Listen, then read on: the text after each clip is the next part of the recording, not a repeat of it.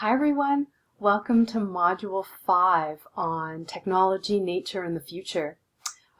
This is a special module because it is actually our last module for this course. Can you believe it?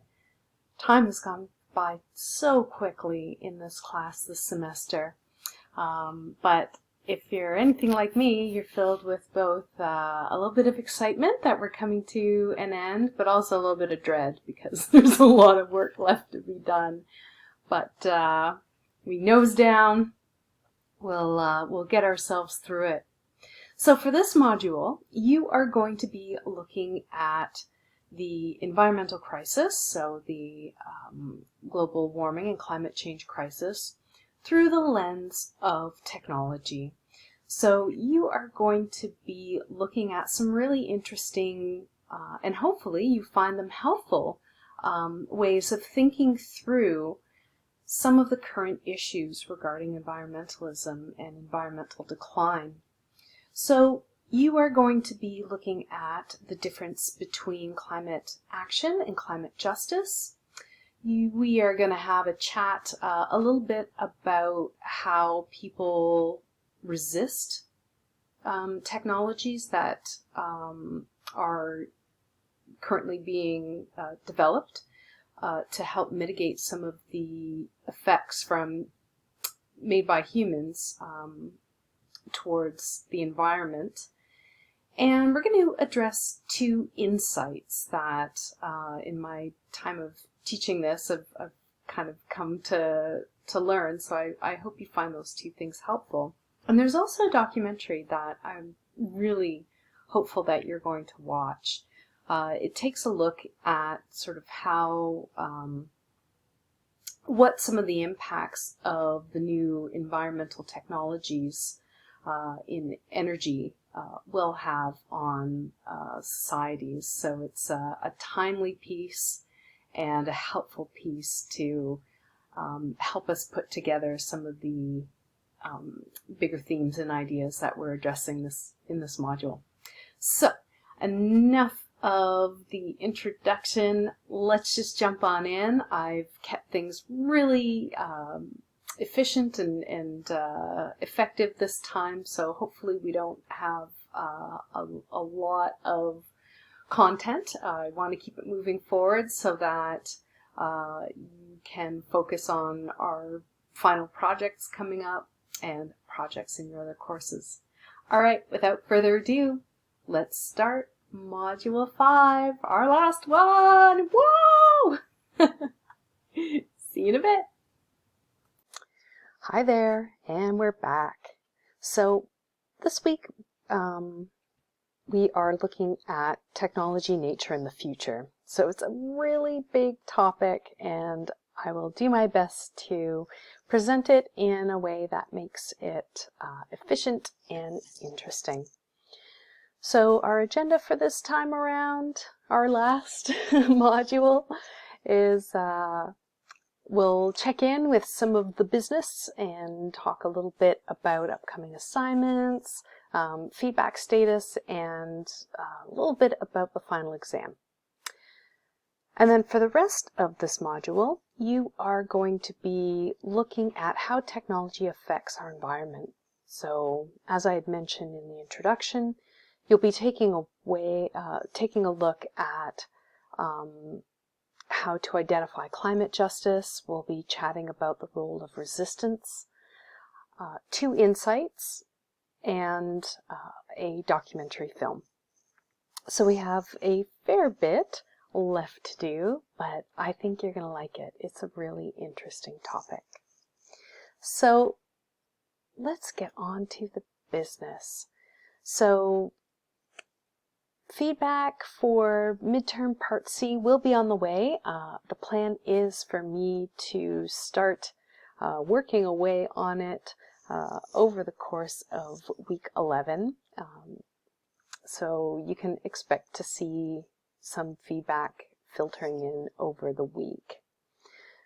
Just wanted to check in with the meditations assignment. So this is the assignment that you just completed for me last Friday. And I hope you liked it. was an assignment that was designed with you in mind to sort of encourage you to practice what we've been learning throughout the course, and maybe to expand some of your interests and learn a few new things. So I'm really looking forward to reading them in the next couple weeks. There are a few assignments that are upcoming that I just want to remind you of. Quiz 2 will be coming up due at the end of week 11. It is a 5% quiz of your final grade, and it will be multiple choice. And you will have the whole week of week 11 to get it done. But it, like all of our quizzes in this class, multiple choice, you'll have 3 attempts, and I take the best one out of the 3. So nothing new there. Now there are, in week 12 and week 13, sort of a flurry of activities. So I just wanted to make you aware that our project fairs are coming due. So this is the Sutori seminar research project that hopefully you've been working away on for a good chunk of the semester. It does come together, I hope, quickly for you once you get lots of research under your belt. So please don't wait till the last minute to finish this assignment. You want to make it as epic as possible because you are sharing it with your classmates. So project fair is due at the end of week 12, which is on December 11th. And then the final exam will be held over the week of week 13. And what will happen is that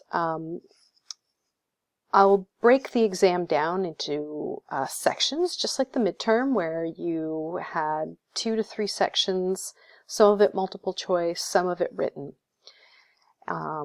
What I'm thinking of so far is multiple choice and 1 written portion. And the written section will cover information and insights that you have learned by looking at the seminar projects of one other student in the class.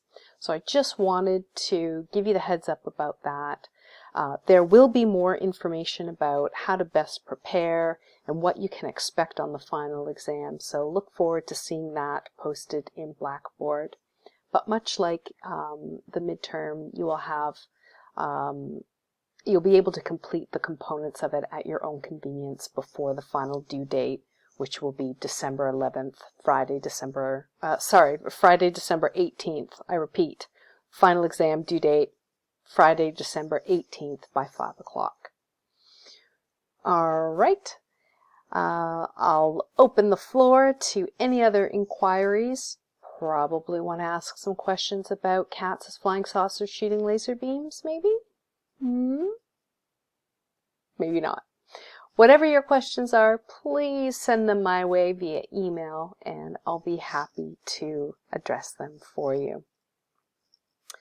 So let's move on to our topic. And right before we do, I just wanted to offer a wee bit of a review, just reminding you of what we worked on last week. We looked at the technology and work. So we looked at the ways in which technology changes and is changed by human social life. So we looked at some examples of that. We addressed some of our anxieties about how tech innovations changed the nature of work.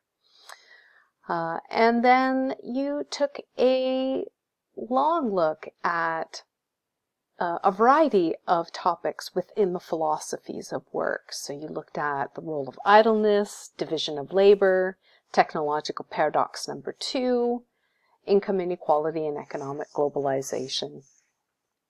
So these are good things to sort of keep at the back of your mind and keep practicing so that when the final exam comes in a few weeks' time, they will not sneak up on you and get in your way. So it's nice to sort of touch base with what we have been recently doing.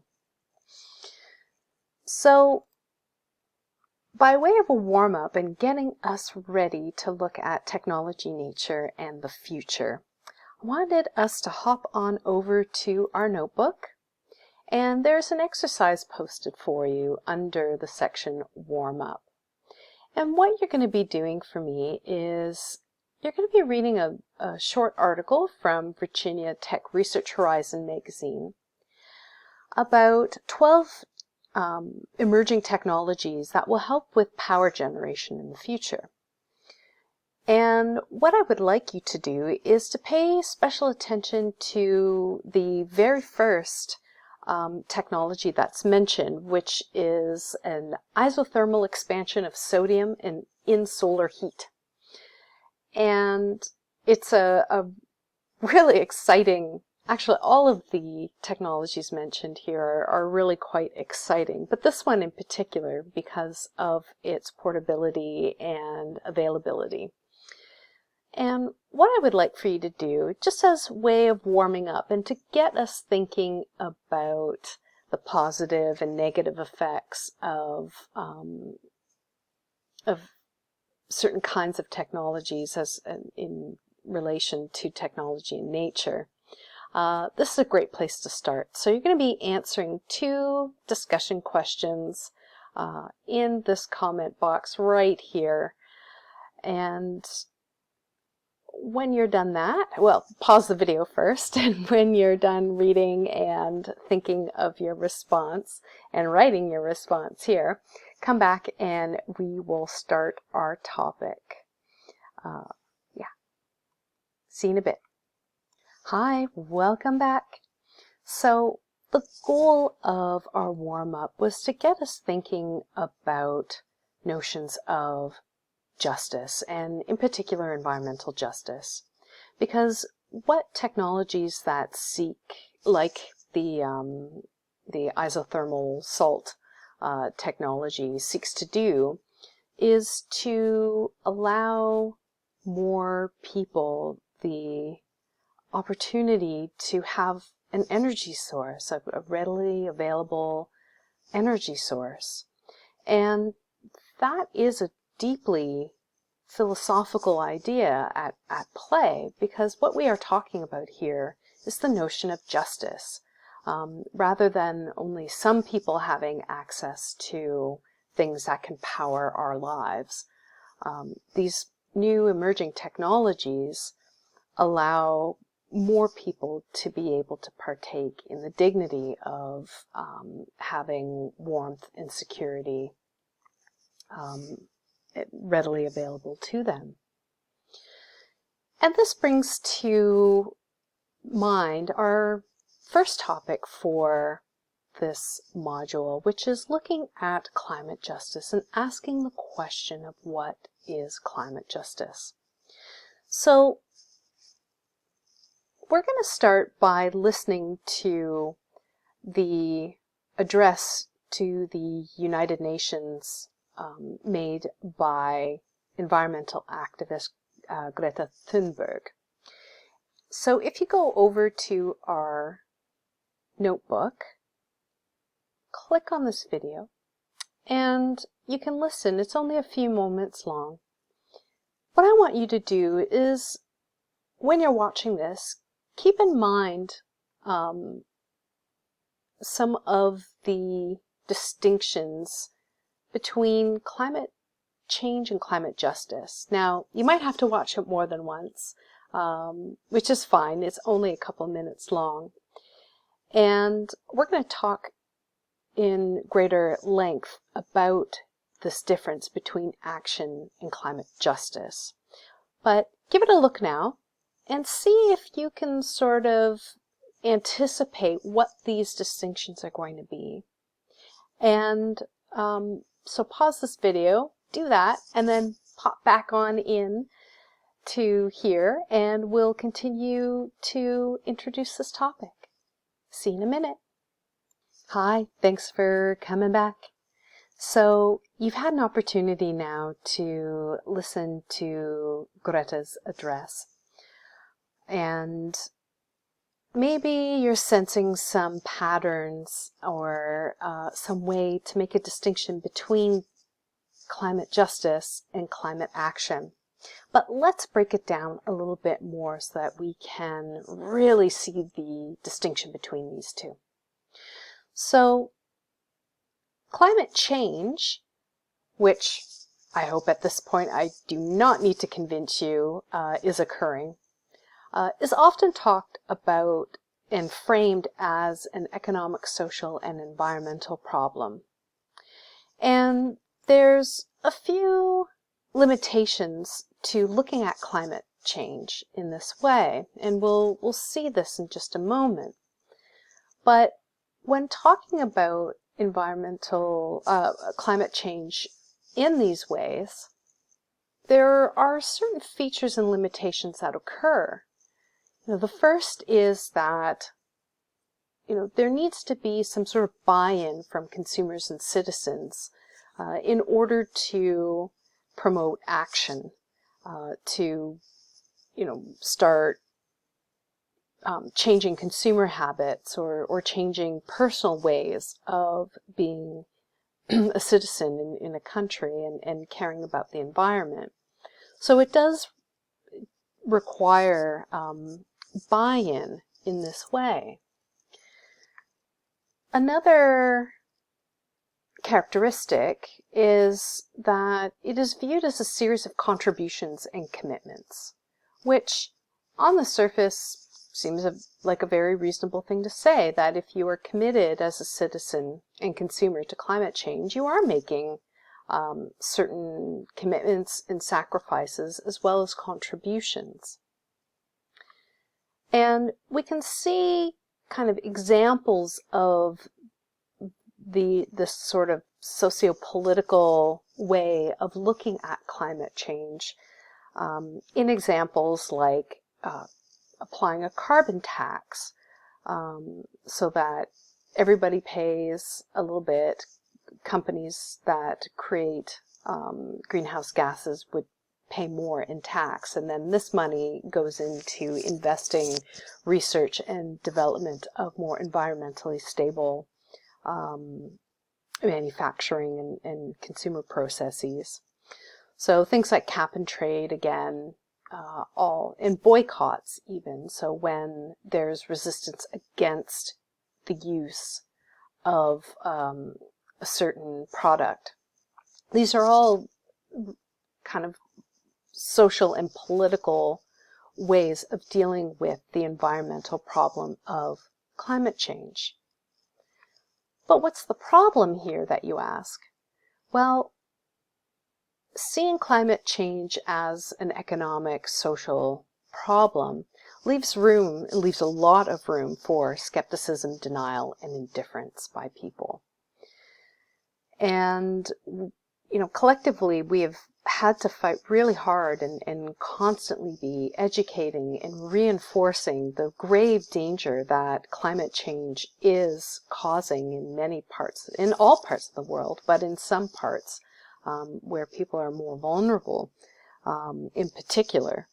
So by viewing it as an economic and social problem, it does leave a big space to be skeptical, denialist, or indifferent. And it actually accelerates the view of seeing climate change as a political problem and an insurmountable political problem that, just somehow governments just have to make go away.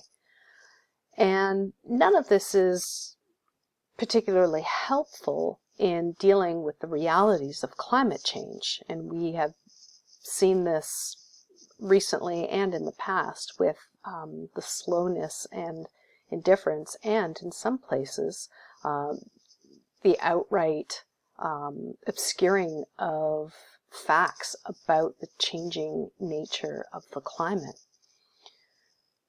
Now, we do also need to keep in mind that climate change is a complex collection of consequences, right?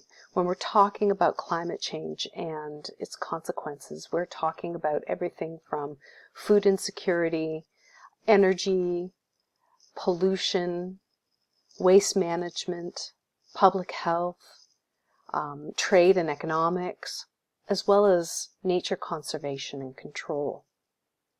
And when you take all of this together, it's really easy to see how governments and citizens, people like you and me, oftentimes just give up trying to deal with the problem of climate change rather than getting work and solving these really pressing issues of our time. So this would be kind of how to view the idea of climate action, right? That, we as citizens and people who are concerned about the environment, we see our modes of protest and ways of putting pressure on our governments as a way of dealing with climate change. This would be kind of couched under the term climate action.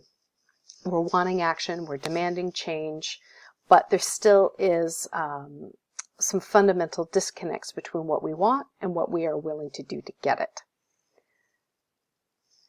Climate justice changes the framing slightly, so it takes it from its purely social and political frame, but also adds an ethical component to it. So it frames global warming and climate change as an ethical and political issue rather than as solely as an environmental issue, or solely as a political issue.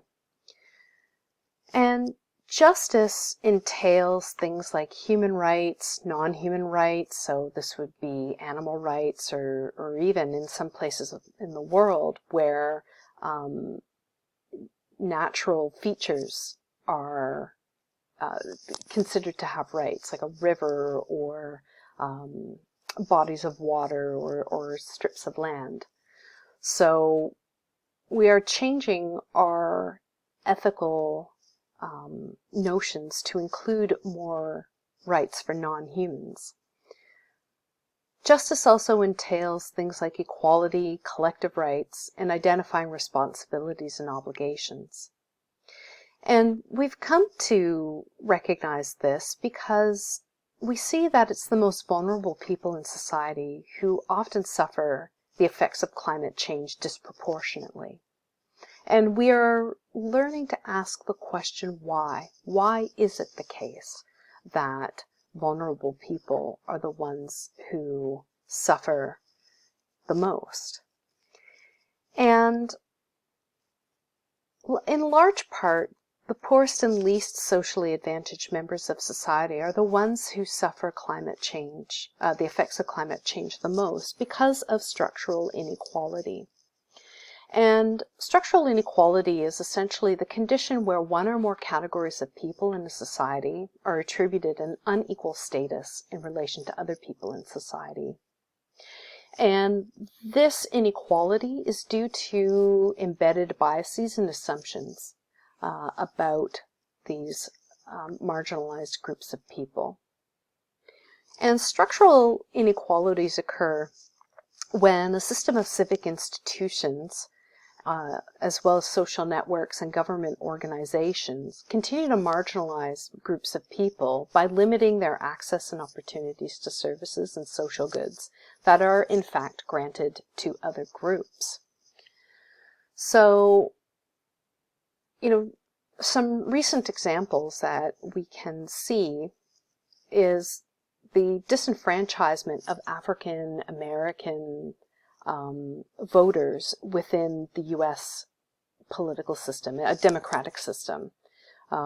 We saw kind of the effect of gerrymandering or trying to prevent the votes of African American voters from counting with the last presidential election. So this is one example of this structural inequality. And all societies have inequality in this way. The unequal status can be due to lots of different ways of qualifying people. I should say disqualifying people. It could be based on ethnicity, race, class, gender, age. And, when coupled with an environmental crisis, we have a really stubborn set of issues that will continue to keep vulnerable people from having the access to opportunities that other people have quite easily. And you can learn more about this in our notebook. I've included 2 videos, short videos that you can watch. One that looks at racial disenfranchisement and climate justice. And the other is an overview of the structural crisis of climate change. So you get a fuller picture of climate justice, how it relates to structural inequality, and of course, how that helps us understand the difference between climate action and climate justice. So take a moment now to watch these 2 videos and try to see if you can answer the questions that I've posed for yourself. All right, and I'll see you in a minute. So now that we have a better understanding of the difference between climate change and climate justice, we can really appreciate the complexity of how resistance serves to both push and pull our need to counteract the damage from climate change. Because, what we can see is that there are huge systems of injustice that operate to make responding to climate change even more challenging. And it is a source of frustration for everybody, especially for people who genuinely are suffering due to climate change and structural inequality in their societies. And I've put together this little chart just so that we can together look at some of the ways in which climate action is frustrated by different modes of resistance. So for those who oppose climate change related regulations and trends within a society, some of the ways that people resist acting for the climate are things, as I mentioned, like just climate denial, denying that there's any problem at all, or denying that the science doesn't really matter, or trying to twist so that they're trying to say that the science is wrong somehow. But I'll tell you, when there is global unanimity on the results of decades-long research about climate change, it makes it really hard to use this mode of resistance as a way to prevent progressive changes in society and in how we live and work. So some other ways that can frustrate and resist climate action is just governments not acting, so not putting in effective measures to control things like pollution, or not putting in effective ways of dealing with pollution. So these are ways that slow down acting on behalf of the climate. And in a similar way where governments can be slow to act, businesses can also show a great deal of indifference to acting on behalf of progressive climate change action. Businesses will, without government limitations or restrictions, will dump hazardous waste into natural waterways. They will continue to create products that are wrapped in an abundance of plastic, knowing full well that they have no stake in being responsible for the disposal or destruction of the plastics that are used in their products. So there's a great deal of business indifference that can occur. And finally, consumers can be implicated in resisting climate change action by, essentially sticking to consumptive patterns, that it's better to buy the things that we know versus try something new or try something really innovative. So breaking through to consumers and nudging them in the direction of consuming environmentally safer products can sometimes be a real point of resistance. You can also get resistance on the other side of the equation. So, ways of resisting kind of the other side. So, greenwashing is a term that comes to mind, and greenwashing is used by companies and corporations to promote their products as being environmentally friendly, but in reality they're not that environmentally friendly. So they might say, well, this doesn't contain these sorts of chemicals, but it contains other chemicals that are just as damaging and or problematic for the environment. So the greenwashing idea is just basically consumers being duped by progressive climate arguments, progressive environmentalist arguments, but meanwhile the products haven't changed all that much. The inverse problem to governments not acting too much is governments acting way too much to control, limit, or restrict a certain practice. So we see this in very well-meaning movements. One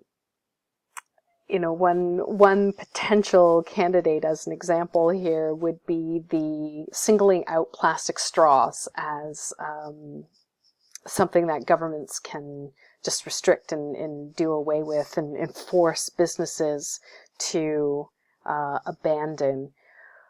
And, this is a nice thought, and we probably should have collectively done this long ago, but in terms of solving the grave environmental disasters that await us, this seems to be over-involved in one very specific little thing that, given the gravitude of and the complexity of climate issues that are befalling us, this really is not going to do a whole heck of a lot to further our needs for food security, being able to produce enough energy to keep everybody safe and warm, and et cetera, et cetera.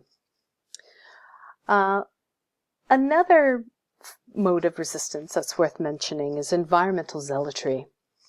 And this can have an inverse effect from businesses being different to, having businesses and groups of people being so zealous about environmentalism that it actually does not promote equality or a sense of kind of responsibility for taking charge of climate action. So that is an issue. One last thing to look at is ignorant consumptive patterns, where, its counterpart was that people conservatively consume. So the idea here that, we buy what we know. Here, a great deal of resistance to progressive climate action just is the result of ignorance, where people don't really want to know where their products are coming from or how they're made and how these things affect the environment. A ready example here of this is the avocado eating movement. Avocados, to grow and raise them, and as well as ship them, because they can only grow in very particular climates near the equator. The trend for healthy eating has put a lot of pressure on equatorial farmers to grow avocados in order to satiate our desire to be healthy and eat a healthy fat that is found in the avocado. And the problem with avocados, as I mentioned, is that they are resource dependent, and they take a great deal of water and a very specific kind of soil in order to be able to grow. And the problem with this is that they also stripped the soil of vital nutrients in order for it to be able to grow other things. So we are, by wanting to be virtuous and healthy, we are essentially stripping the equatorial regions, growing regions of our planet, when we overconsume and ignorantly consume products like avocados, and almonds is another example of this very damaging environmental product. So, what we need to be aware of when we're talking about modes of resistance and inequality is keep at the front of our mind how technology and the innovations to be able to bring us into the future, how they stack up to the realities. So we do need to be healthfully skeptical. We need to ask questions and to try to understand and be insightful about the relationship between our technologies and our environment. So I'm going to leave this video where we are at 35 minutes. So in the next video, we're going to be addressing the two insights that I had mentioned as a way to kind of bring together what we've been talking about here, which is climate action and climate justice. And we'll move into looking at how technology has both helped and hindered our attempts at both climate action and climate justice. So thanks for sticking with me in this video, and I'll see you in the next. Bye.